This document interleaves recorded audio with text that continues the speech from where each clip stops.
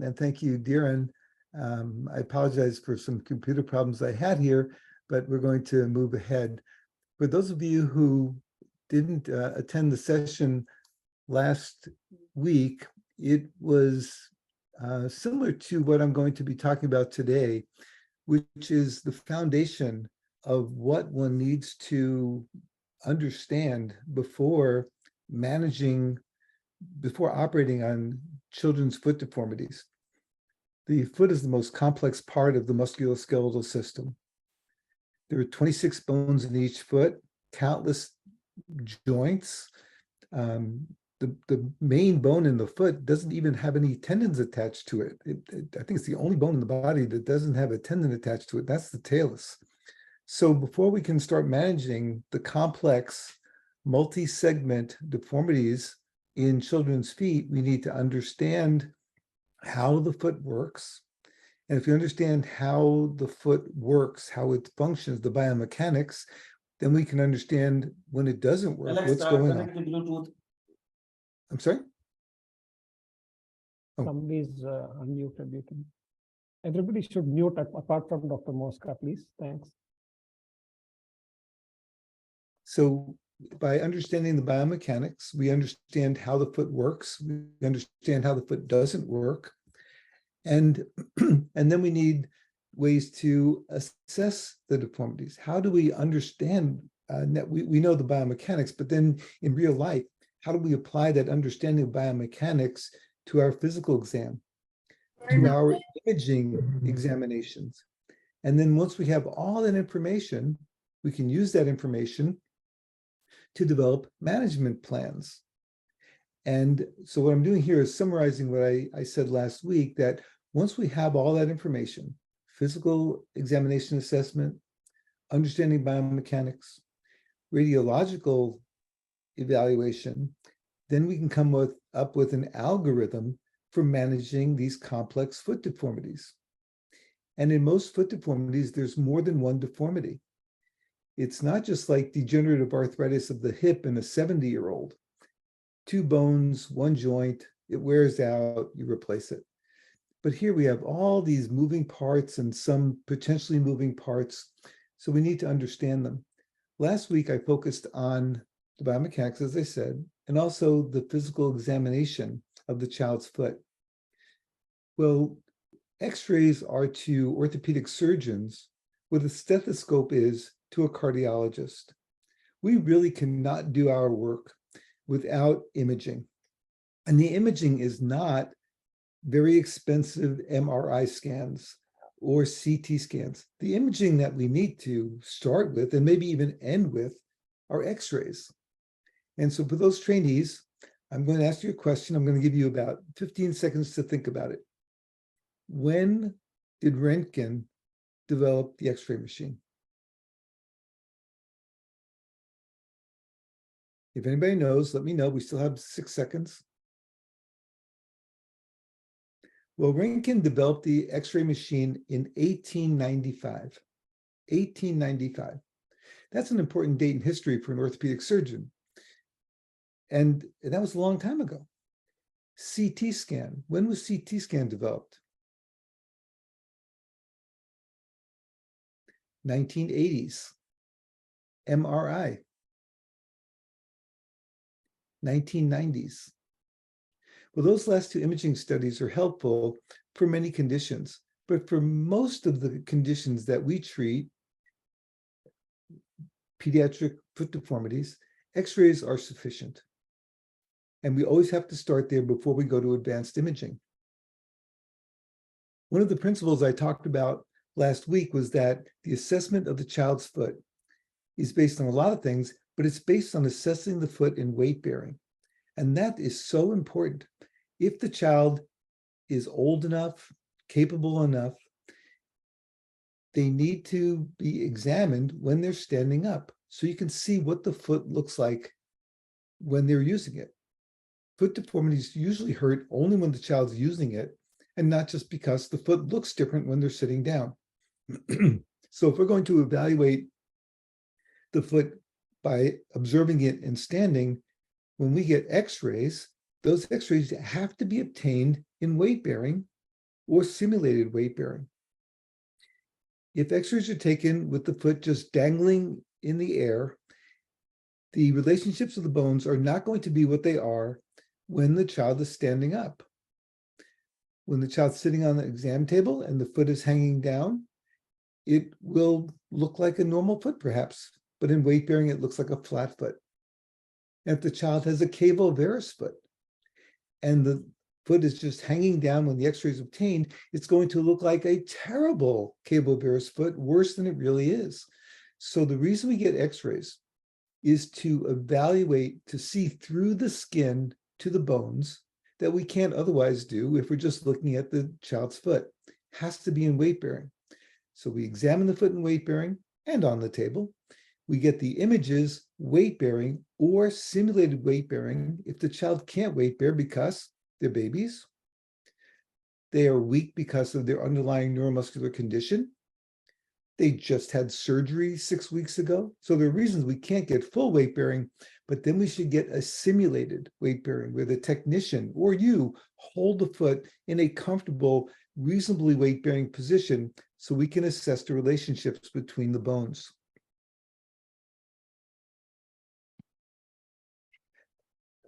This is an example on top of, I sent this child with a flat foot to the radiology suite and asked for standing AP and lateral x-rays. And the x-ray on top is what I got back. There's a straight Meary's angle. The calcaneal pitch is normal. And the white line is the bottom of the medial cuneiform, which you can see is about the same level transversely as the cuboid, the lateral side of the foot. So this would be an x-ray that one would just put in a book about what a lateral x-ray of a young child should look like. And I said, whoa, that doesn't look like my patient at all. So I sent him back to the x-ray suite and said, no, have them stand up. And an hour later, there's a sag in Meary's angle. The calcaneal pitch, the green line, is below normal. And the white line representing the bottom of the medial cuneiform is lower by about 1 centimeter than the cuboid. That's a flat foot. And if you look at the relationships between the tibia and the fibula, and we're going to talk about this in depth in a few minutes, on the upper film, the back of the tibia and the back of the fibula are in the same line. And below, the fibula is projected anteriorly to the back line of the tibia. And I think, does my pointer show if I use it? Yes, okay. Yeah, so this is the back of the tibia. Oh, and this is the back of the fibula in front of it. So the fibula is projected anteriorly. Same foot, hour apart. The bottom is a flat foot, the top is a normal foot. You have to obtain standing radiographs to assess deformities. If you're looking for a foreign body or you're looking for to name the bones, then you don't need weight bearing. But to assess deformity has to be in weight bearing or simulated. So you should all be aware of the Cora method of assessing deformities of the long bones. This is the Cora method that was developed by my good friends Dror Paley and John Herzenberg, both of whom I trained with. Dror was a chief resident when I was a fellow at the Hospital for Sick Children in Toronto. John Herzenberg was a resident a year behind me at Duke and then followed me in Toronto. So John and Dror were fellows together in Pediatric Orthopedics at the Hospital for Sick Children the year I left fellowship and came to Seattle to start my practice. Well, the two of them developed the so-called Cora method, the center of rotation of angulation. And this is a way of assessing angular deformities within long bones, within long bones. So if you look at the image, you can see that there's a varus bow of the femur. And when you draw a straight line through the proximal segment and a straight line through the distal segment, they intersect. That should be one straight line throughout the entire shaft of the femur. But because there are two straight segments that intersect at that point, that's the so-called Cora. That's the point or site of angulation. So if you were going to correct that varus deformity, you would perform either an opening or closing osteotomy at that point. and then the two lines become straight, opening or closing wedge. And you can see that by understanding how to draw those lines at near the joints, because the joints are the distal parts and proximal parts of bones are odd, but there are ways to draw the line so you can identify all of the angular deformities. That femur has the midshaft deformity, and it also has a deformity in the distal metaphysis. So, so this is fantastic. It was something that we didn't know before about 1986. And Dror and John brought it to everyone's attention and have really focused on helping us understand this so we can better manage deformities of the long bones. So it identifies site or sites of deformity. It tells you where to treat the angular deformities.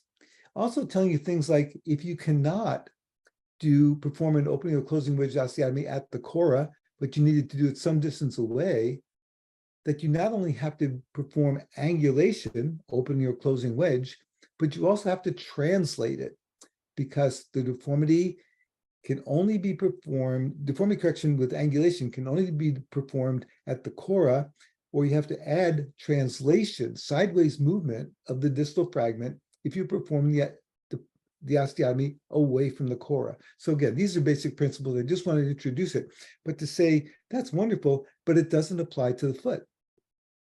And here are the reasons that we can't use that fantastic concept that those two guys, I mean, they're great thinkers, great people, but we can't apply the Cora to the foot, unfortunately. And here's the reason. The bones of the foot are very small. They're irregularly shaped. Sometimes they're hard to see or even measure on x-rays. Look at the mid-tarsal bones. Those are not like a femur or a tibia. They're just little jelly beans. They're odd shapes. And in infants, there's nothing there. They're not even ossified. So you can't draw a line through something you can't see. And even if we could overcome those obstacles, in the midfoot, the bones are only truly deformed in two conditions: metatarsus adductus and cavis. Not varus of the hindfoot, but cavis, just the high arch. These are the only places where the mid-tarsal bones are deformed. But again, we can't draw lines through the mid-tarsal bones. Unlike the midfoot, the ossification of the hindfoot and the forefoot bones are present at birth, and they roughly represent the true shapes of those bones. So we can draw lines through them pretty reliably. Okay, I drew those, and these were all infants of different ages, with up to maybe 2 years, and I was able to draw those lines in to represent the talus and the first metatarsal. Well, that's great, but the hindfoot and midfoot, the hindfoot and forefoot bones are rarely deformed. You rarely have a varus deformity of a first metatarsal or a flexion deformity within the talus. Most of the time, the deformities are between those bones and not within those bones. And the Cora of the long bones, Paley and Herzenberg, they were looking for deformities within a bone. But in the foot, most of the time, these bones that we can identify and draw lines through are not internally deformed. They're not related properly to each other. And I'm for those who didn't hear last week, I talked about the concept of the calcaneal pedal unit, the CPU. Well, the CPU is a concept in which all the bones of the foot except the talus are in the so-called calcaneal pedal unit. The talus is separate. All the 25 bones within the CPU are essentially one bone. There are a lot of joints, but there's not much movement between them. So the CPU is all the bones of the foot except the talus. And most of the major deformities of the foot are between the CPU and the talus, that is to say, the subtalar joint. Okay, so one of the values of understanding this new concept of the CPU helps understand why we can draw a line through the first metatarsal and a line through the talus and understand what's going on. It's because the first metatarsal is in the CPU with all the other bones, and the talus is not. So the first metatarsal is the proxy for the CPU. And then wherever the first metatarsal goes, even if we can't see the other bones, we know that wherever the first metatarsal goes, so goes the CPU in relationship to the talus. And it's that relationship between the CPU and the talus in the subtalar joint that results in inversion, clubfoot and Cavovarus foot, eversion, flat foot and skew foot. So I developed this concept, and it's pretty simple to do. It takes just seconds. And every time I see x-rays, I draw the lines, whether it's my patient or I'm consulted by somebody in the United States or around the world. The first thing I do is I draw those two lines in both planes on standing radiographs. It takes seconds. Now, truthfully, the lines, once you practice drawing the lines, you get better and more accurate. But accuracy is not as important as just drawing the lines to the best of your ability. Without the lines, it looks like a bunch of shadows. With the lines, the shadows suddenly start making some sense and give you some relationships that you wouldn't see, especially if you don't live and breathe children's foot deformities like some of us do. So here's what you do. There are standing AP and lateral x-rays. You draw the best line axis through the ossification of the talus and the best line axis of the first metatarsal. The only one that's a little challenging to see is the first metatarsal. And just remember this, on the lateral x-ray, the first metatarsal is the short, fat one. The first metatarsal is the short, fat one on the lateral x-ray. The nice thing about digital images, unlike plain films, is that you can enlarge the film until you can finally see the shadow. But except for that, the other three, and even that one, are pretty reliable to just get an idea about what's going on. So here you can see, whereas on the lateral view, the talus and the first metatarsal should be not only parallel, but in the same line. That tells you something that we'll come to in a second. And on the AP, they're parallel, but not the same line. Well, that's because there's only one other condition in which you need a third line. And the third line is a proxy for the midfoot. These are mild skew foot deformities. So if those two lines, the axis of the first metatarsal and the axis of the first metatarsal and the axis of the talus do not intersect, then you connect those points from the talus to the first metatarsal. You come up with that green line. I call it the tarsal line, because it's a proxy for all those little bones that I said earlier we can't measure, but it's a proxy for those bones. And it says that this is a skew foot. So in the long bones, the Cora is the site of deformity and the site of deformity correction. In the foot Cora identifies the deformities, as we'll see in a minute, but it is only occasionally where you perform your surgery. Okay, so in both cases, the Cora and the foot Cora tells you where and what the deformities are. In the long bones, the Cora tells you where to perform your surgery. In the foot, it tells you where to perform the surgery, but it's not at the Cora. These are standing AP and lateral x-rays of a flat foot. And in flat feet, we're identifying particularly valgus eversion of the hindfoot. That's identified on x-ray as an intersection of the talus and the first metatarsal in the head of the talus. You can see on the AP and lateral, we drew the lines, and the intersection is in the head of the talus with the lines abducted on the AP and sagging on the lateral. That's the radiographic definition of a flat foot. Well, it's corrected. If this were a long bone, I would have performed an opening or closing wedge osteotomy in the head of the talus. Instead, I performed a calcaneal lengthening osteotomy, not even in the talus. But that's because of the unique anatomy and biomechanics of the foot that says we identify the flat foot deformity by the intersection of those lines in the head of the talus, and that tells us that to correct the flat foot deformity is in the adjacent calcaneus to do the calcaneal lengthening, and that corrects the deformities. Here's the foot Cavovarus foot. On the left, we can see the foot Cora is again in the head of the talus, but instead of being abducted, it's adducted. That's the radiographic definition of a Cavovarus foot deformity, particularly the varus of the hindfoot. The red rectangle represents a block, the Coleman block test.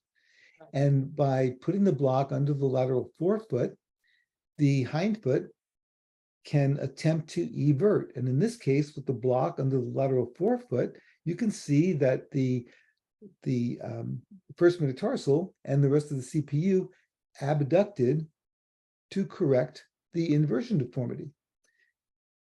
And so this says, radiographically, this is the Coleman block test on x-rays. We could take the Cavovarus foot, put the block under, and not just visualize the foot and say, does it look like the varus has gone to valgus? But now we've proven radiographically that the deformity of the hindfoot is corrected because the talus first metatarsal angle is abducted.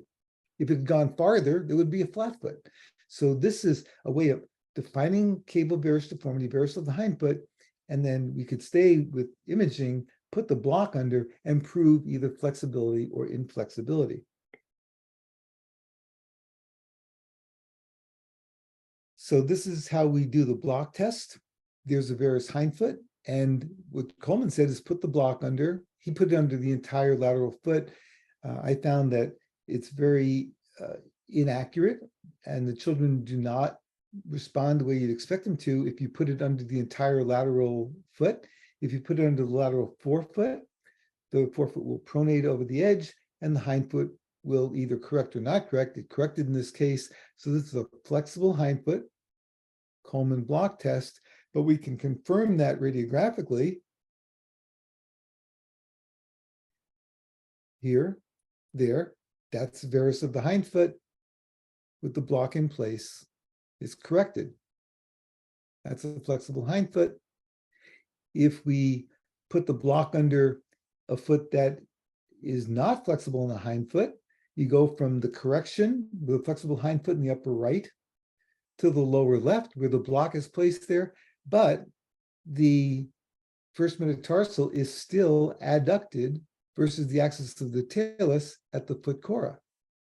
So this would be a negative Coleman test proven radiographically. And for the foot on the lower left, we would need to release the subtalar joint surgically and also correct the forefoot pronation. For the foot in the upper right, we would just have to correct the forefoot pronation because we know the hindfoot is flexible. And if we correct the forefoot pronation in that foot in the upper right, the varus hindfoot will spontaneously correct because it's flexible and it's not flexible in the lower left. So those are the main deformities in the foot. The subtalar joint is either rigidly inverted, a club foot, Cavovarus foot, or everted in a flat foot, skew foot, or to the extreme in a vertical talus.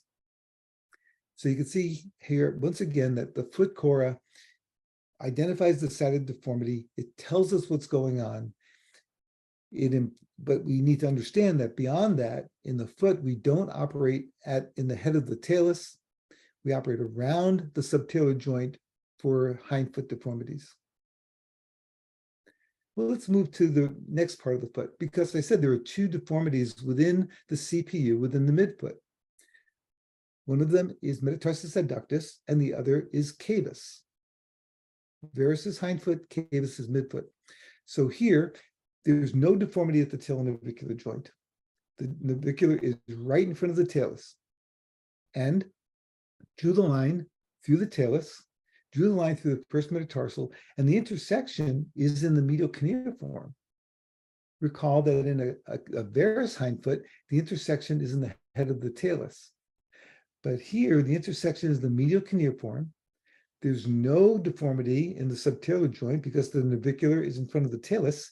And so that point is a deformity within the bone. And it was treated by an opening wedge osteotomy.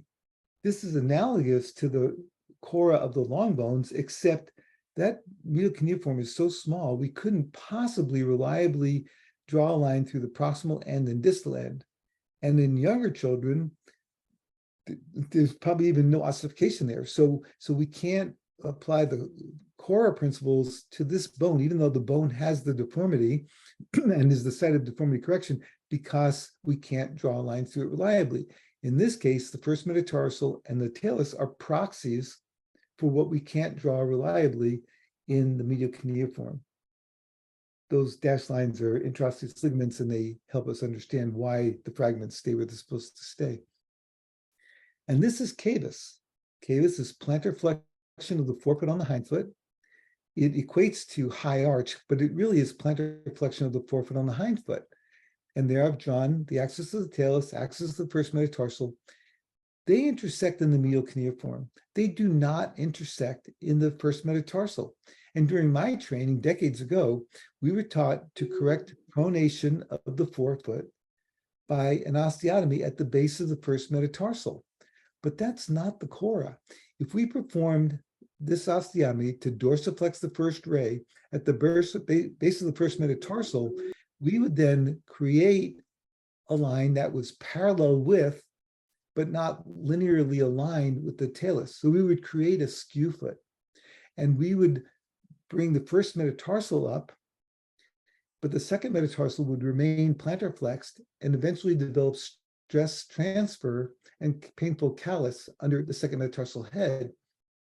So this says standing lateral x-ray of a Cavovarus foot. The foot core is in the medial cuneiform.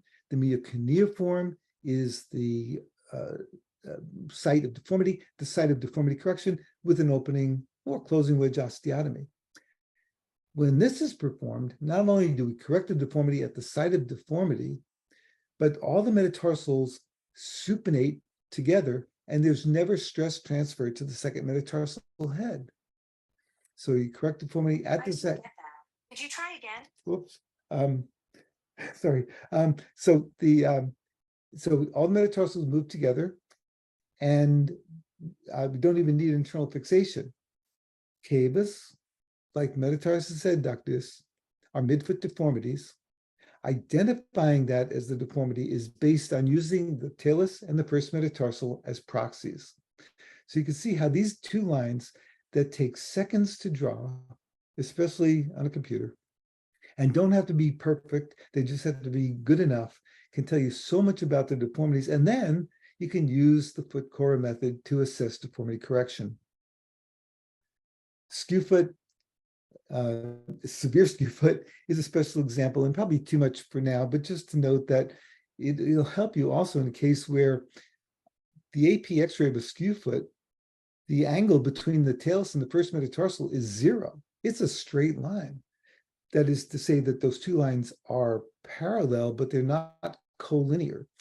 By using the mid-tarsal line, we can understand why the angle between the first metatarsal and the talus is 0, but there's severe deformity because there's 45 degrees of abduction between the talus and the tarsals, and there's 45 degrees of adduction, opposite direction, between the tarsals and the first metatarsal. That's why the angle between the forefoot and the hindfoot is 0, is because there are opposite deformities in between. And understanding this tells us we need to do hindfoot deformity correction for the valgus E version and forefoot deformity correction for the metatarsus adductus. So even in that really severe case, we can perform a calcaneal lengthening in the hindfoot, medial cuneiform opening wedge osteotomy, and reduce. This is the most severe skew foot I've ever seen or treated. In milder cases, you get anatomic correction by doing the best hindfoot treatment and the best forefoot treatment concurrently. Projectional artifact. When a child is sent to the radiology suite for x-rays, we ask for standing AP and lateral x-rays.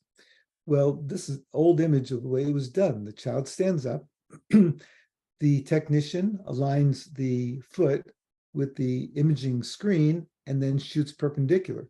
Now, the technicians see the foot as a straight object, but in a Cavovarus foot, the foot is curved. It's Cavovarus. Well, the technicians cannot see the hindfoot bones. All they can see is the long metatarsals. So they align the foot so that the metatarsals are parallel with the screen and perpendicular with the image, with the x-ray. But the hindfoot is curved away. And we recognize on the x-ray because with the metatarsals parallel with the plate, the curve in the hindfoot, the fibula is projected posteriorly. You can't have a banana laying down and look perpendicular to every part of the banana because it's curved. So you take a curved object, a banana, lay it on its side, and then you're in the cavity of the banana, and you can look perpendicular with one end, you can look perpendicular with the other end, but you cannot be perpendicular with the entire banana while it's sitting on the table. Well, that's the case with a Cavovarus foot.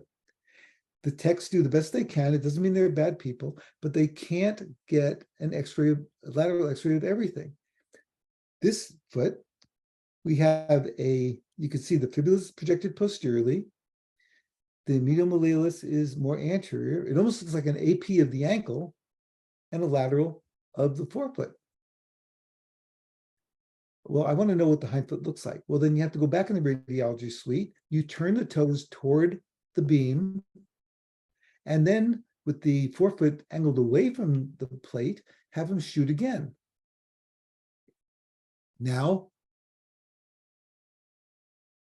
the back of the ossification center of the fibula and the back of the tibia are collinear.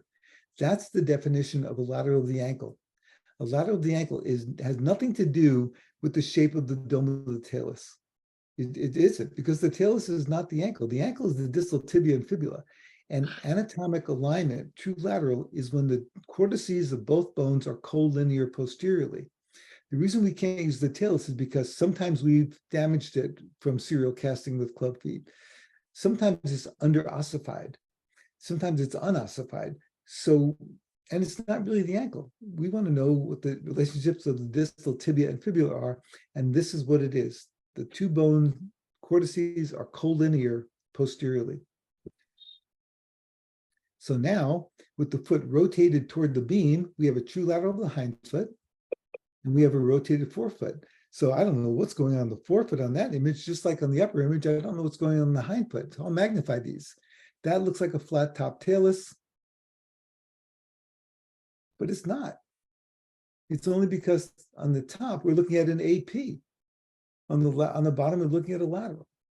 So this is what I call projectional artifact. It's artificial information because of the complexities of three-dimensional anatomy. They're collinear. So what about the valgus foot? This was the image from the varus foot. And now we have the valgus foot. The technician lines the metatarsals up, but the hindfoot is curved. So when that image is obtained, the fibula has been rotated anteriorly. And you look at the image on the bottom, you could see the fibula projected in the middle of the ossification of the tibia. The two malleoli are in the same transverse plane where the fibula should be posterior. And there you see a beautiful image on the bottom right, beautiful lateral image of the forefoot. But what's going on in the hindfoot? So you go back in the suite and rotate the foot toward the beam. And then you get that image. Perfect lateral. The back of the fibula, the back of the tibia are collinear. You can see the hindfoot well now on the lower film. I don't know if I could draw that talus, but on the upper, it's a beautiful talus. I can't see the forefoot very well, but I see that on the first film. So you have to go in there, spend a minute aligning the foot, get out of the x-ray machine, and then have them take the second film. Because when you enlarge these, beautiful picture of the hindfoot. Can't tell you much about the forefoot. Can't tell what's going on in the hindfoot. Beautiful picture of the forefoot. Projectional artifact. It's just reality. And what do we do for a living? We're three-dimensional surgeons. We need to understand deformities. We need to understand how to evaluate them, and then obviously manage them. So I guess we could wait till the end if there are questions, but if there are any questions now, I think this is so critical, because if one understands these principles of imaging assessment, it makes your life just so easy. So do you want to stop for a minute and see if there are any questions at this point? I've got one. For the younger children, if you can't do a Coleman block, what would you advise? The Mubarak test of bending on a cot, or the planchet test, or is there any way you can make a young child do a Coleman block?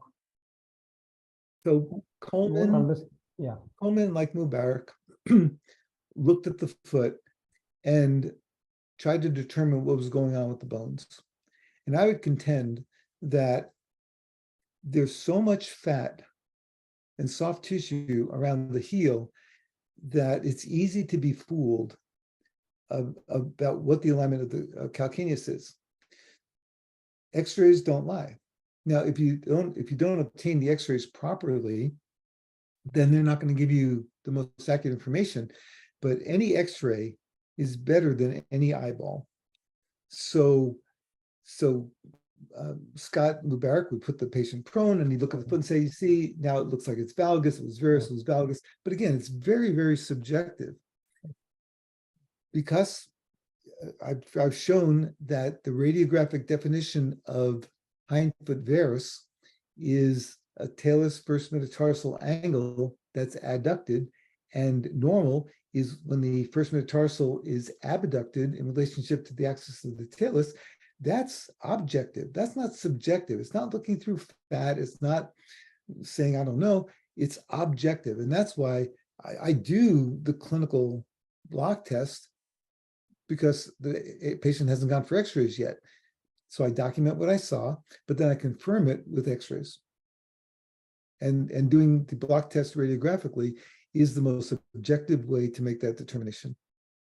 And then you might ask, well, does it matter if you make the determination? Well, according to my algorithm for treating Cavovarus foot deformities that we'll talk about in a few minutes here, according to that, we want to know if the hindfoot is flexible or inflexible. So there is a question, where exactly do you put the block under the forefoot? Under the fourth and fifth metatarsal heads. And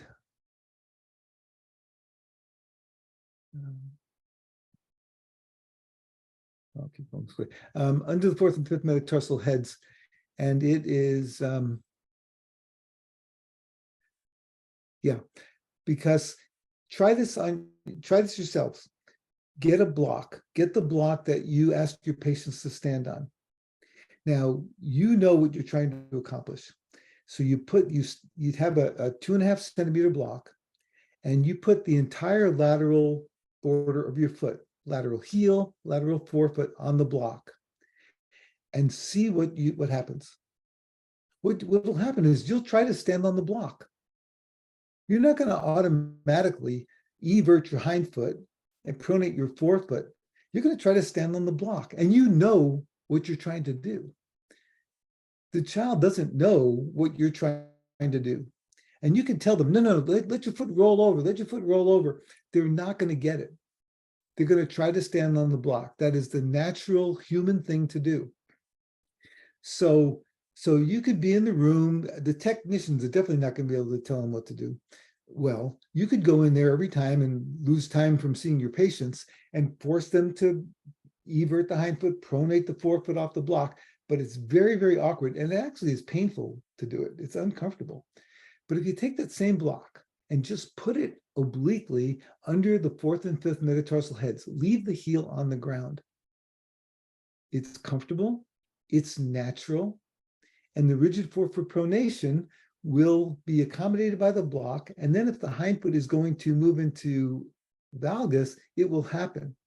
So I just ask you to try it yourself. Next time you have a block, if you're at home, get a book and put it under the lateral foot or the lateral forefoot and see the difference in how you can reliably evert the hindfoot and pronate the forefoot. It's this way. I have a question. You showed a skew foot, and in which the talus and the first metatarsal were parallel in the AP view. Now, in the lateral view also, sometimes we see a similar thing, particularly when we are looking at the mild variety of vertical talus. that the talus axis and the first metatarsal axis are also parallel. They are not linear, they are parallel. So how do we interpret that? So that's, thank you, Darren. That is an additional complexity because flat foot, skew foot, and Cavovarus foot are malorientation of joints. They're rotated. In a skew foot, I mean, in a vertical talus, there's dislocation. So right, that is a great question. It's going to be very hard for me I can explain it. It's just not easy without drawing some more pictures. But yes, in a skew foot, especially in a plantar flexion view, you will have the talus and the first metatarsal parallel, but not collinear because there's dislocation. In a skew foot, there's an angular deformity at one end of it, there's an angular deformity at the other end. So it needs some other sophistication to get to that point. And again, I think it's just beyond this discussion. But if on the sidebar, if you wanted to, we can talk and I can give you that information too. So it's 9 o'clock, and I apologize for for starting so late. I was going to also talk about Cavovarus foot. It would take about 15 to 20 minutes. Is there time? Yeah, we can move on to it. Please, yeah. Okay, well, let me first do one other thing here.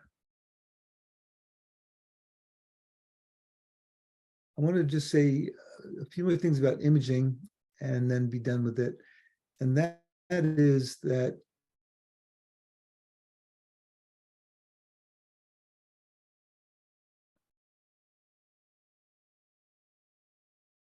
is a three-dimensional X-ray. It was invented for orthopedic surgeons to look at the shapes of bones and the relationships of bones at joints. And it is the definitive study of choice to assess tarsal coalitions, not MRI, but CT scan. Like X-rays, the CT scan should be obtained in simulated weight bearing, because otherwise coronal will not be coronal, sagittal will not be sagittal, transverse will not be transverse. It has to be a supported foot in the CT scanner to get the images that are truly in the three orthogonal planes. This is Harris view, hard to see, normal on the left, the cartilaginous coalition in the middle, osseous coalition on the right, but that's all we had until the 1980s. And now we have CT scans that showed beautifully on the coronal view. Beautifully.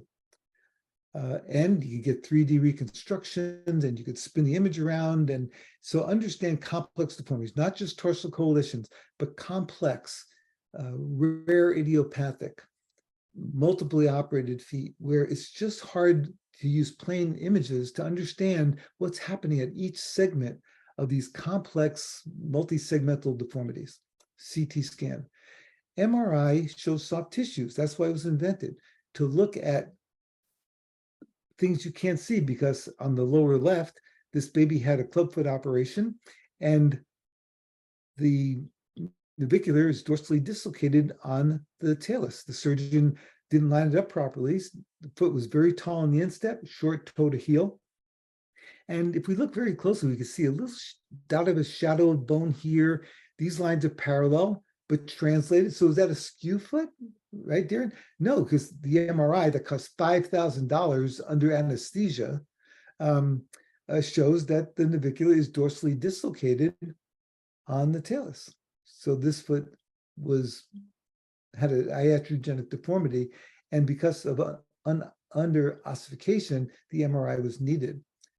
Older foot, CT would have been the treatment of choice. And this foot on the right had a lipoma in the tarsal tunnel. It's a soft tissue problem, not a deformity, but MRI is good looking at underossified bones and feet, soft tissue tumors, infections. So I'm going to then move from there quickly to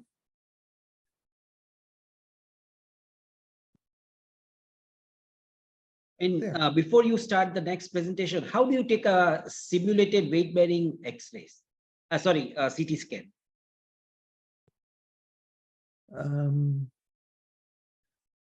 How do I? Take a simulated weight-bearing CT scan. Yeah, let me just get back here. I have to get my share screen again. Yeah. There we are. Share screen. No, we can't see it. We can't see the screen. Yeah. Okay. Is that it? Yes, Okay. yeah. We can see it. Yes. So, Darren, please ask your question again. Yeah, how do we take a simulated weight-bearing CT scan? Okay.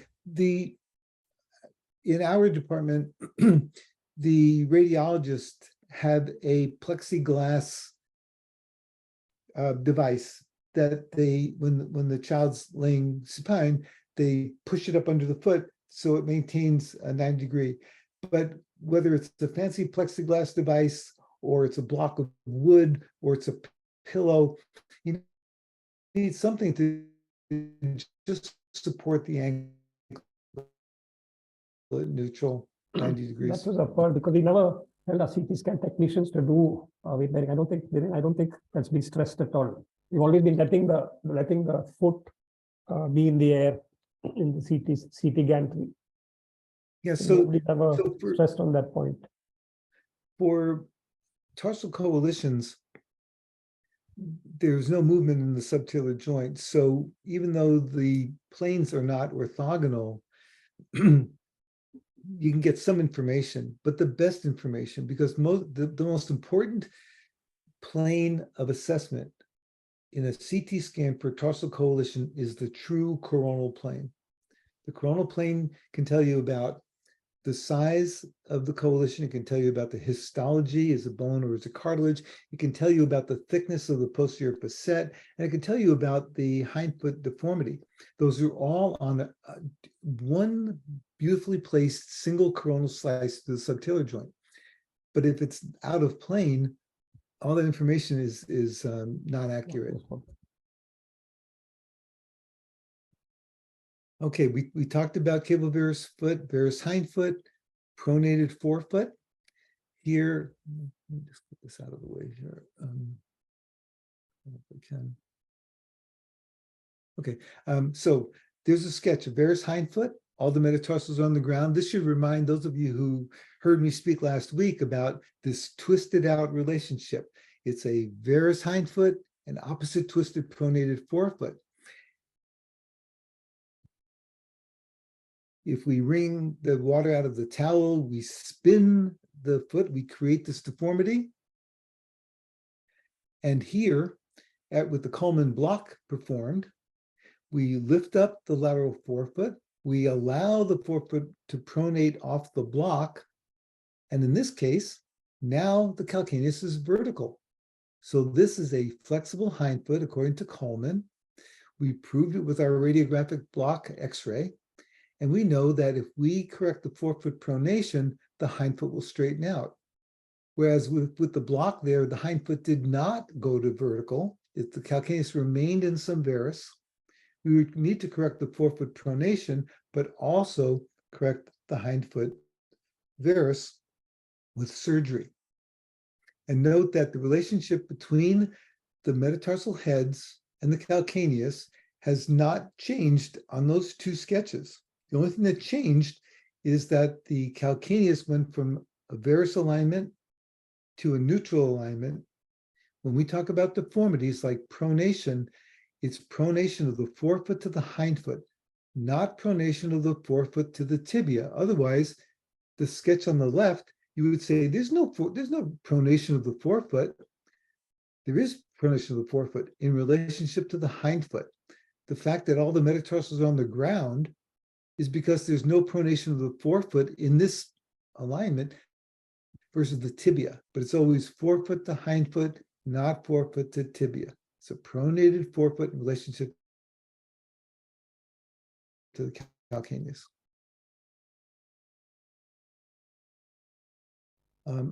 Standing lateral X-ray, severe Cavovarus foot deformity. See on the AP, the foot Cora is in the tailnavicular joint. Because it's so severe, it didn't even make it to the talar head. On the lateral, standing lateral X-ray, it's in the medial cuneiform. That's the Cora. Here, We show the block test again, flexible versus inflexible. So just reiterated what I said. Let's go on to what's the natural history of Cavovarus. Well, the deformities increase over time because in almost every case, a Cavovarus foot deformity is the result of a problem. It's not the problem itself. That contrasts with clubfoot. Clubfoot is the problem. Clubfoot is not primarily due to muscle imbalance. It's a congenital equino-Cavovarus foot deformity. Now, some club feet have weak perineals, but the primary reason for having a club foot is because of congenital malalignment of the bones and joints. Almost essentially no children are born with Cavovarus foot deformities. It's a developmental deformity, not a congenital deformity. And the Cavovarus deformity is there because of muscle imbalance, because of some underlying neuromuscular condition, until proven otherwise. What are those neuromuscular conditions? Cerebral palsy, Charcot-Marie tooth disease, myelomeningocele, and others. Acquired could be a perineal nerve injury from a laceration. So the Cavovarus foot deformity develops because the muscles are not balanced, and it may be the neuromuscular condition, it may be post-traumatic, but the deformities progress, sometimes rapidly, sometimes slowly. So that's the natural history. The deformities increase in severity over time. Flexible deformities become rigid. That's the whole point of the Coleman block test. You do the Coleman block test because you know the forefoot is pronated and becoming more rigidly pronated. But early on in its development, the hindfoot remains flexible. So if you can fix the forefoot pronation while the hindfoot remains flexible, you decrease the amount of procedures that you do during that operative session. Whereas if you wait too long, the rigid forefoot pronation, keeping the hindfoot in inversion, the hindfoot inversion becomes rigid. And then when you go to treat it, you have to correct the forefoot pronation. Well, in both cases you do. But if the hindfoot has become secondarily stiff, then you need to perform procedures on the hindfoot to correct it. That's the advantage of identifying it early, and you have less procedures to do because the hindfoot is still flexible. Rigidity of the deformities increases the complexity and difficulty of reconstruction. You have to do more things and to more extreme. So there are few, if any, indications not to operate on a child who presents with a symptomatic Cavovarus foot deformity. The only reason to delay is to diagnose what the underlying condition is. So the child comes to you, they said 2 years ago, my child's foot did not look like that. And you see Cavovarus foot. You feel weakness when you assess perineal strength. And there's thick callousing on the lateral border of the foot. And the child says, boy, when I play soccer now, I trip all the time. So you know they have a Cavovarus foot. You know it's progressive because it didn't look like that a couple of years ago, according to their observations. Well, don't operate on it. First, find out what's going on. So there are a few indications to just put the feet in shoes like that. So you evaluate it. More likely than not, the reason for a progressive Cavovarus foot deformity is Charcot-Marie tooth disease. Autosomal dominant, but there are many types. Now, there's no treatment for CMT. You can't cure CMT. But the reason you want to evaluate it is other causes for progressive Cavovarus foot deformities are spinal cord tumor, tethered cord. There are other treatable, important treatable conditions that, if untreated, will lead to unnecessary progression of the disease. You don't want to be operating on a Cavovarus foot deformity while a spinal cord tumor is enlarging, causing damage perhaps to the nerves that control bowel or bladder. And if you don't treat the underlying treatable problem, no matter how good your reconstruction is, the deformity is going to recur because the primary problem is still there. So that's why you evaluate. You don't evaluate these children with progressive Cavovarus feet to find CMT. You evaluate them to rule out some treatable condition. And if it turns out that, and I always send them to the neurologist. I don't do it myself. I let the neurologist do it. If they say, we found by DNA testing, it's CMT, or we couldn't find anything, it's CMT still, but at least you know you can proceed with your surgery and not leave some treatable neurologic condition untreated. So knowing that cable-bearers foot deformities are due to muscle imbalance, reconstruction involves concurrent procedures within the operative session. And there are several deformities, at least two. And you need to correct the deformities and also balance the muscles. Because if you only correct the deformities, if you only correct the cable-bearer's foot shape and don't do tendon transfers, you'll have recurrent deformity. If you only balance the muscles, you only do tendon transfers, and you don't correct the deformity, you'll have a balanced deformity. So you need to correct the deformity and concurrently balance the muscles so you achieve the foot shape and flexibility you want, and you've done the best you can to shift muscles around to maintain that good shape.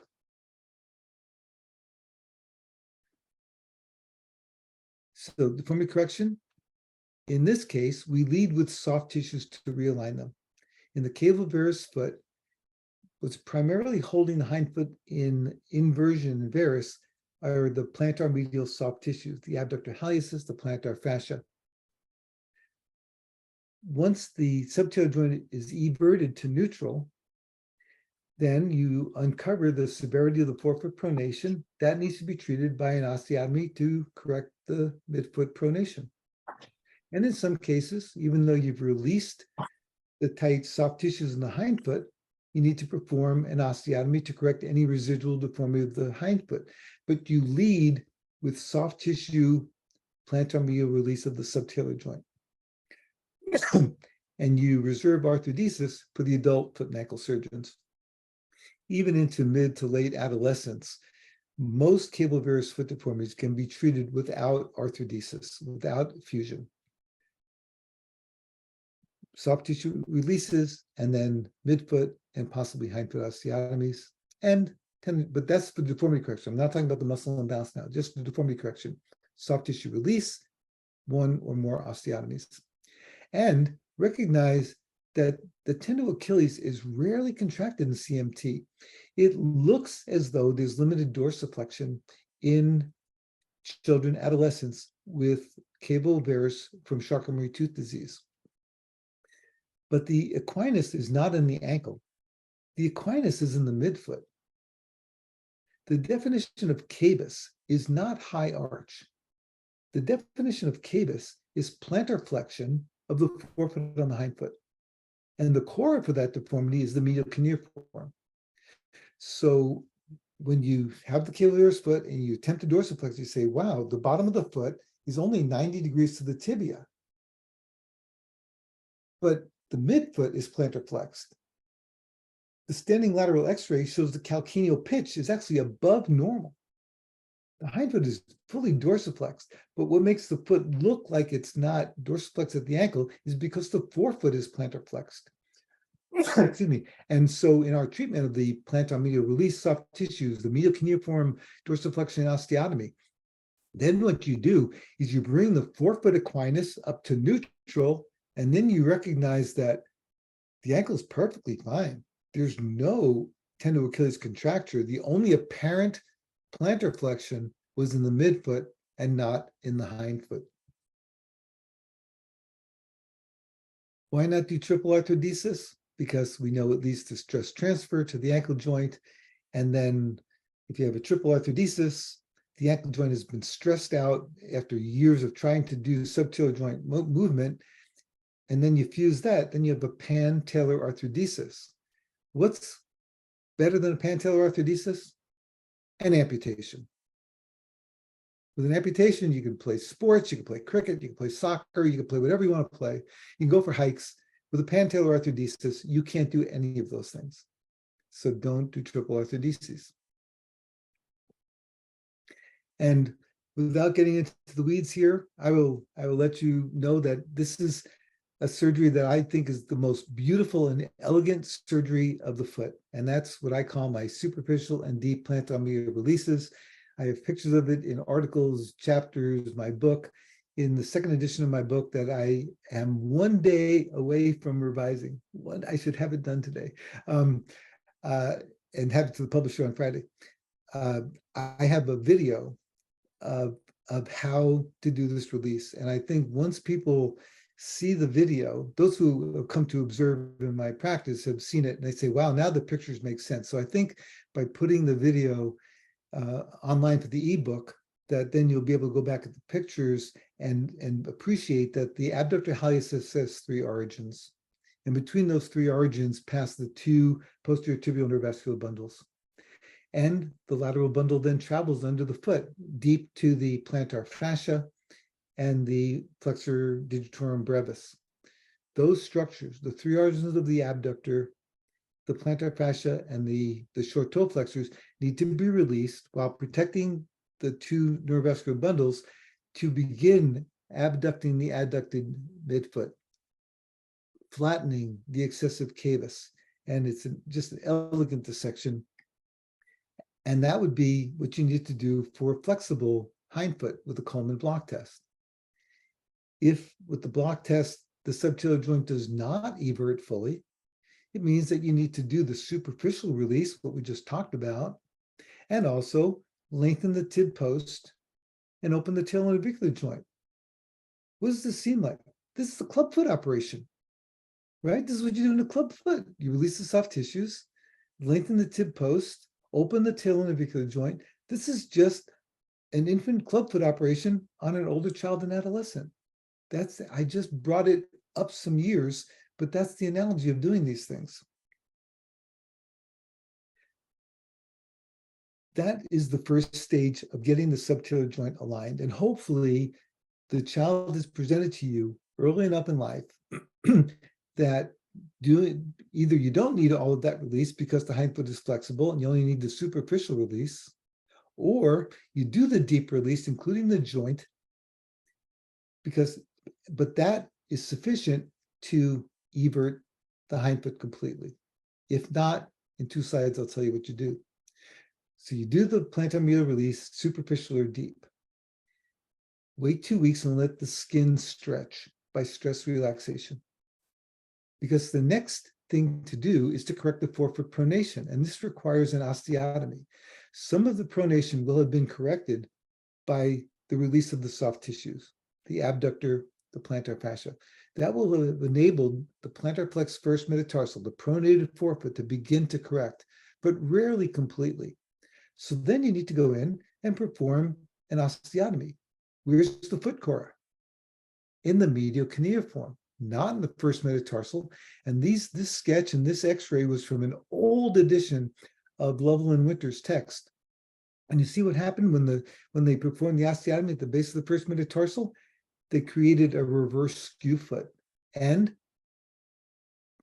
that led to stress transfer to the second metatarsal. Now, they didn't acknowledge that in this edition, and this must have been about the 4th edition, because I've been writing the chapter since I think the 5th edition of Lovell and Winter's text, and we're up to the 8th edition now.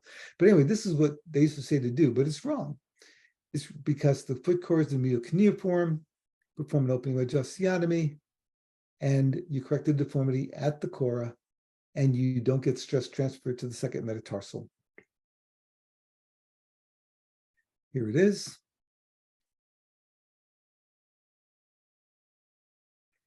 The good news about dorsiflexing the first metatarsal through a plantar-based medial wedge is that by placing the wedge in from the bottom, the base at the bottom, the first ray comes up, but you also get some desirable, though perhaps not intended, abduction of the forefoot.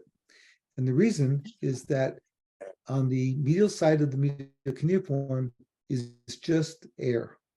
On the lateral side are bones and joints. So if you perform an osteotomy through the medial cuneiform and you attempt to open it from the bottom, keeping the base directly plantar, the first ray will dorsiflex, but it will open a little bit more medially than laterally, and that will create slight abduction.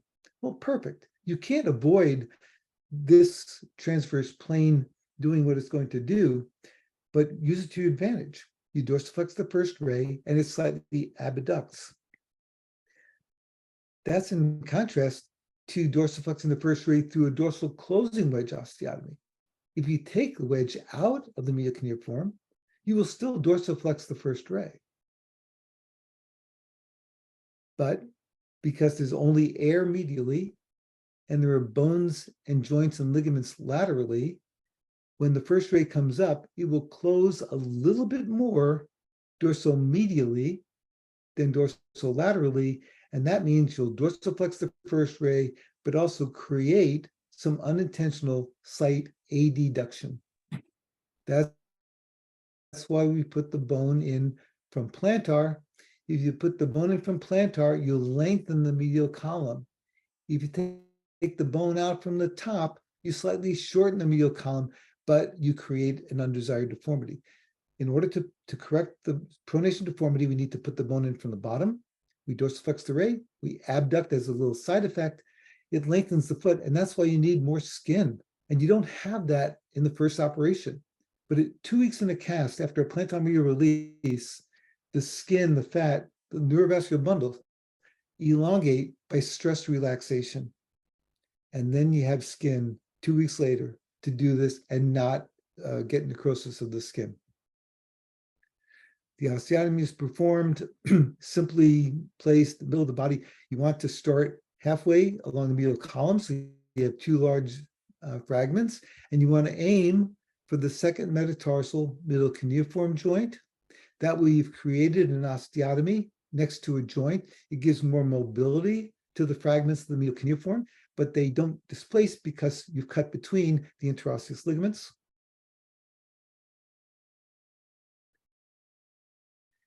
The graft is inherently stable. You don't even need to internally fix it. Once you put the cortical cancellous graft in with a tamp, it's there. No fixation required. So now you've corrected the subtalar joint through a plantar medial soft tissue release, and 2 weeks later, you go back and you correct the forefoot pronation. Then you need to look at the hindfoot and say, okay, have I really gotten full eversion of the subtalar joint? Have I corrected 100% of the forefoot pronation with the osteotomy? And if the answers are yes, you transfer your tendons, you go home. But if not, depending on the severity and rigidity of the deformities, you might need to perform a 1 centimeter lateral translation of the calcaneus. What I was taught to do as a resident decades ago was to just do all the deformity correction through the calcaneus, to translate it 2-3 centimeters. Well, sometimes the calcaneus is only 3 centimeters wide. So if you're going to translate it 3 centimeters, that doesn't make any sense. But if you perform the procedures in the stages I have talked about, you might need an additional 1 centimeter of translation. And that's done through a very simple operation.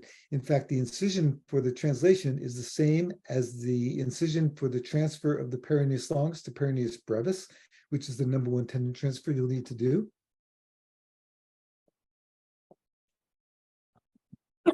Excuse me. And if you want to get a little bit more correction of Cavis, you can dorsally translate the posterior fragment. So that's what this looks like. Oh, sorry. It's an additive procedure, but not primary. Simple to do.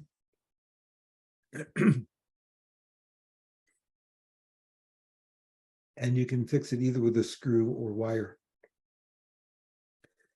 Up to that point, it's been all about deformity correction. And if we stopped there and didn't do anything with the soft tissues, it's likely the deformity would recur. Principles of tendon transfer: choose the right tendon to transfer, move that right tendon to the right location, and anchor it at the right tension. Those are the principles. If you're going to perform a triple arthrodesis, tendon transfers don't matter because nothing's moving. But we're trying to preserve joint motion, so right tendon to right location at right tension.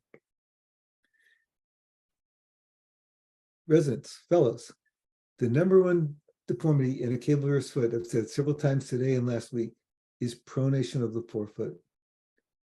What muscle pronates the forefoot? The peroneus longus.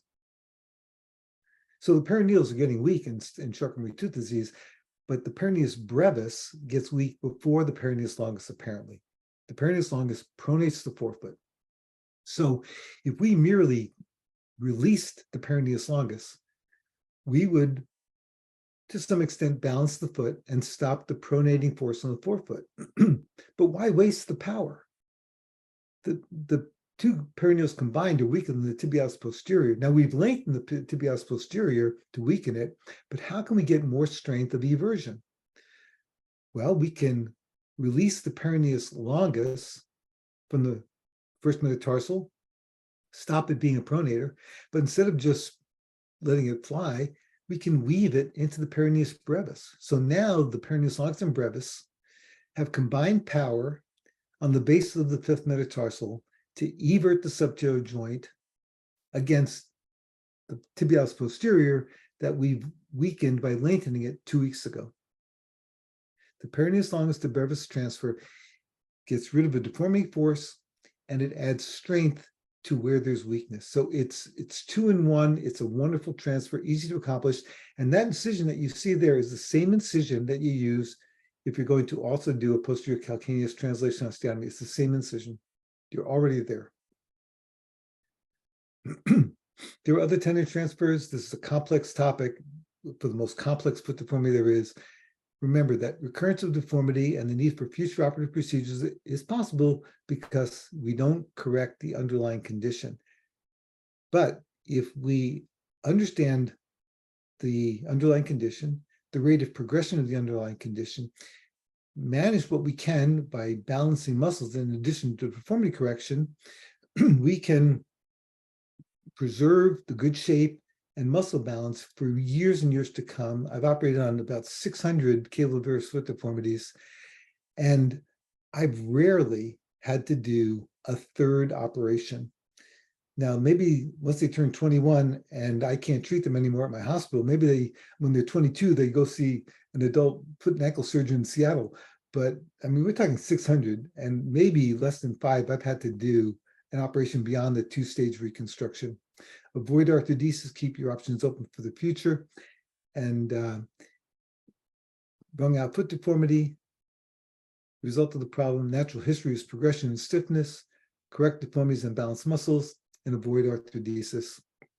And tell the family they may need something in the future, but if you apply the principles correctly, it should be a long time before they need something else performed. Thank you. It's been an absolute masterclass, Dr. Mosca. Thank you very much. And the principles of aberration of the foot, radiographic aberration, the principles of Cavovarus foot, doing a plantar release and doing it at stages. So that's what, how do you convince the patient to come back in 2 weeks' time for another surgery? That's very difficult in our part of the country. And, you know, I hear that question a lot, Thomas, especially for people, for doctors who are outside of North America. There's something about, I guess, in North America where maybe there's easier access to healthcare. We have too many doctors, and there's something that I've never had a problem selling it. What I tell my patients, and I think it should apply both in North America and around the world, is if we try to, what we want for your child is the best outcome. And if we try to do all these procedures that are necessary to have the best outcome, there's a high chance that we'll get an infection in the middle of the foot. And it will take weeks of treatment to cure the infection. And then the scar tissue from the infection is going to affect the ultimate outcome. So obviously that kind of discussion takes a certain sophistication, whether it's in the United States, in Canada, Mexico, the rest of the world. It still takes some sophistication, but I stress how common it is to have this complication of infection because we're stretching the skin, it necroses, it dies, becomes infected, that to avoid that means coming back for a second stage. Now, if because of your environment, you just cannot get them back, you just can't, then you make some compromises. Then what you might do is perform your soft tissue release, perform a medial cuneiform opening wedge osteotomy, but don't try to correct the whole deformity. Sometimes my wedges are 7, 8, 9 millimeters at the base. I mean, they're big wedges. So you can't do that in the first stage. And so what you don't correct in the forefoot pronation, do further posterior calcaneal slide. Instead of 1 centimeter, go 2 centimeters. So you create some deformities rather than correcting the primary deformities. So again, that you guys are asking great questions. No, it's been fascinating. No, Dhiren, do you have anything from the chat box? Or? Yeah, there is a question from Saeed that how do you get dorsiflexion in the Cavovarus foot deformity? So how do you get midfoot deformity correction? No, dorsiflexion. I think you So the said the first dorsiflexion- metatarsal goes up, that Yeah, concept. the first metatarsal is what's plantar flexed, and the dorsiflexion happens through the midfoot. So you have to think about ankle equinus and Cavis as two sites of plantar flexion in series. They're in series, right? They're one after the other. They're a series of two places, ankle joint, midfoot. Both can be neutral, and one or both can be either dorsiflexed or plantar flexed. In equinus, what we think about equinus is when the talus is plantar flexed in the ankle joint. Cavis is when the forefoot is plantar flexed at the midfoot. They're in series in the sagittal plane. You'll look at the foot from the side, and equinus and Cavis are both plantar flexion in the sagittal plane. If you correct Cavis, so here's Cavis, here's equinus.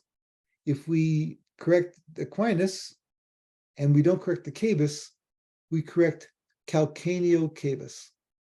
The calcaneus is hyperdorsiflexed and there's still midfoot Cavis.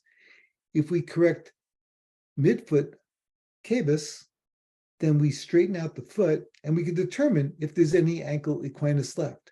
So there may be some true ankle equinus in a Cavovarus foot in a child with CMT or any other neuromuscular condition. But the first thing you need to do is correct the Cavis. That is what you need to make the foot right. And once the foot is right, and there's no more midfoot Cavis, and the talus first metatarsal line is straight, then you assess the ankle. And what you thought might have required an entire tendo Achilles lengthening might require nothing, or maybe just a gastrocnemius recession. You want to avoid, so you always want to operate at the site of deformity. And in this case, Cavis first, possibly ankle, if it's still required after you corrected the midfoot. Saeed, does that help? Yeah. What about flat top talus, Dr. Mosca? Because that's been our back. If we get the X-ray correct of the hind foot, and we know it's aligned and we have a flat top talus, what do we do? Okay, well, that's great. And I really embellished my section on the flat top talus in the second edition of my book. The flat top talus is a result of inappropriate casting of a club foot. It's not due to surgery. Yeah. Ponsetti and others, and I love Dr. Ponsetti, I'm very fond of him, but he tried to, I think, imply that it was surgery that created the flat top talus. What creates a flat top talus is forcibly dorsiflexing the foot. And because the Cora is the heel cord, then when you try to push the foot up, it's a nutcracker, and the hinge is the heel cord.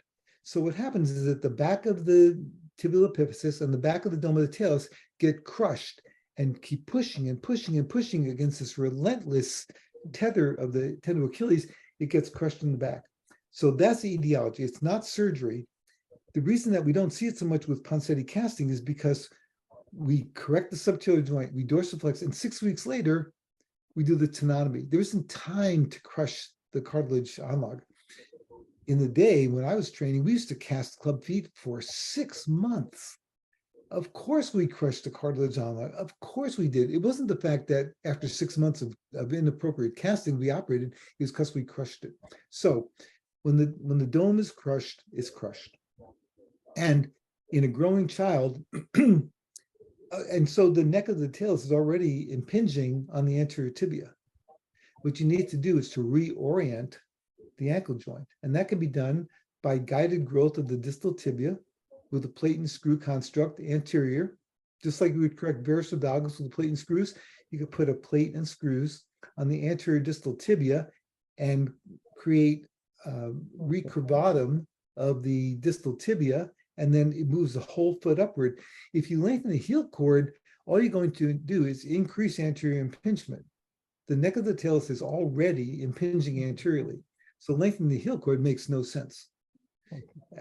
But reorienting the ankle joint from procurvatum to recurvatum is one way to do that. Growing child, guided growth. Older child, adolescent, distal tibia, anterior closing wedge, dorsiflexion osteotomy. Okay. There's a question about implants for your calcaneal osteotomy. Do you advocate a wire going through to transfix, or and same for what Ponsetti's Dr. Marconde said that he uses a tunnel to anchor. Do you advocate a tunnel, or are you okay with anchors? I'm sorry, I missed the question, Thomas. So one is about putting a wire for the calcaneal lengthening osteotomy. Do you put a wire or just cast it? Oh, so for the calcaneal lengthening, I intentionally didn't talk about flat foot today, number one, because of time, but number two, because next year I'm going to be doing that. Okay. But in a calcaneal lengthening osteotomy for flat foot, the reason for internal fixation on the lateral column has nothing to do with the osteotomy. Yeah. It has everything to do with preventing subluxation at the calcaneal cuboid joint. Evans got that wrong. Evans would cut the calcaneus, and then he said, I apprise the osteotomy and put a tibial graft in. Well, the anterior calcaneal fragment subluxates dorsally. And if it subluxates dorsally, number one, you don't get full deformity correction. Number two, you get subluxation that may lead to degenerative arthritis. So 2 reasons to prevent calcaneal cuboid joint subluxation.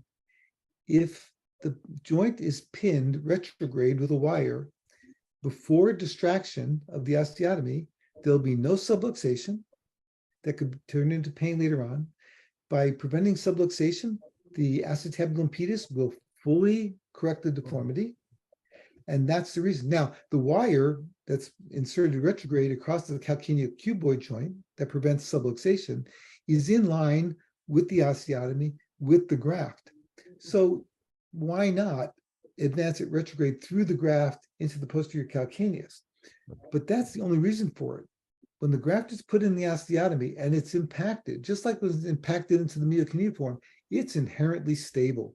You don't need a plate and screws that are going to cause skin necrosis. You don't need the extra expense of hardware.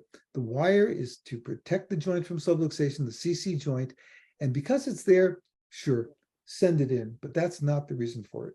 Okay. And for transfixing this tendon transfers, do you advocate a tunnel like Jose Marconde does, or is a suture anchor okay with you?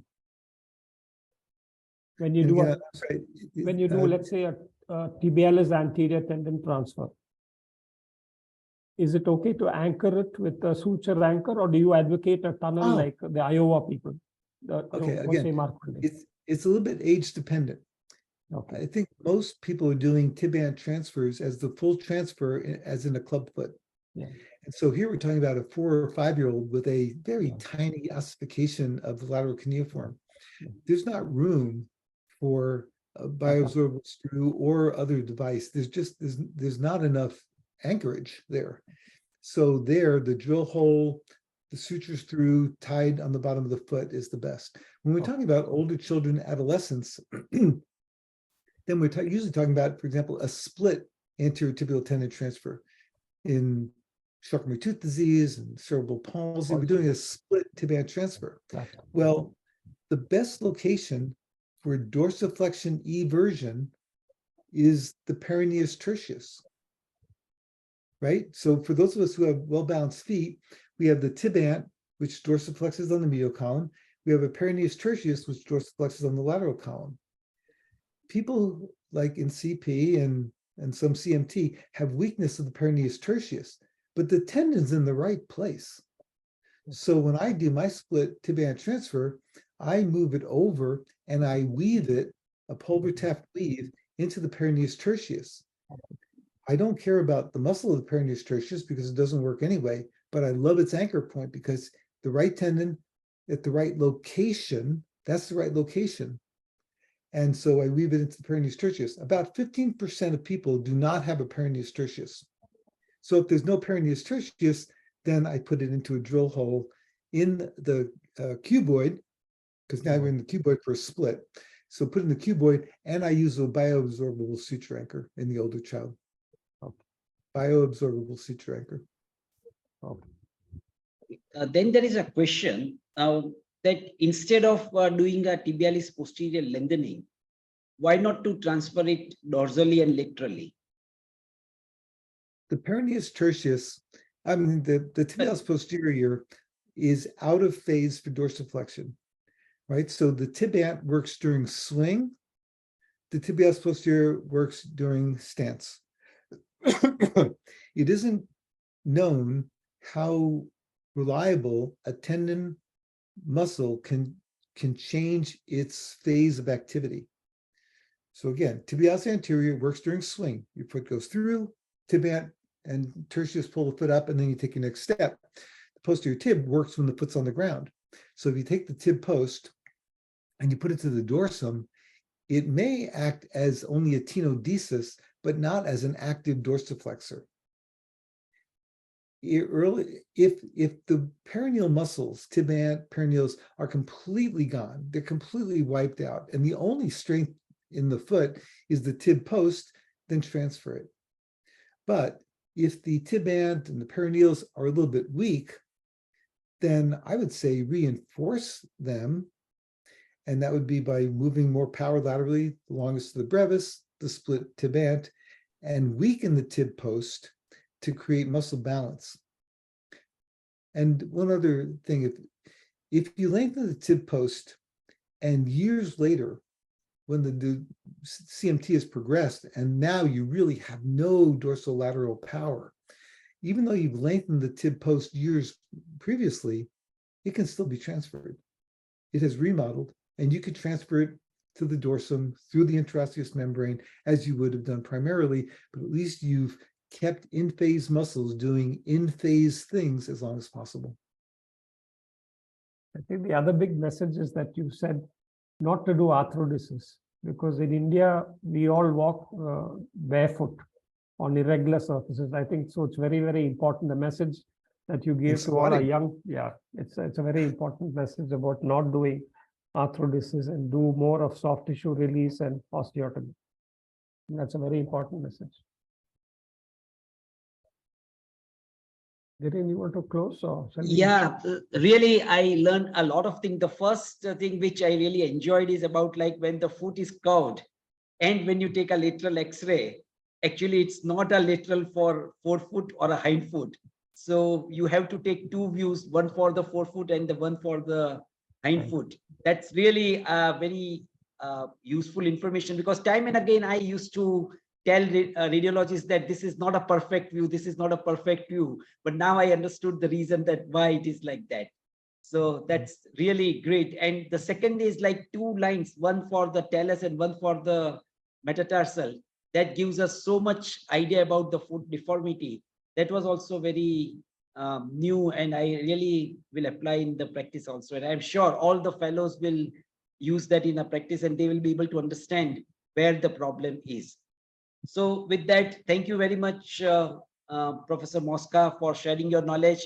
And naturally, we are looking forward for your next lecture, no doubt after a few months, about your own procedure, Mosca's procedure. So we are really very keen and eager to listen to that lecture also. Thank you once again, everyone. And my apology for the initial glitches. And I will update you about the next session, which we have in the end of the August. Thank you once again. Have a great time again. Thank Bye-bye. Thank you. Thank you Thank so you. much for inviting me, my dear friends, and I hope to see you again soon. Bye. Thank you. Bye-bye. Thank you. Bye, Saeed. Bye.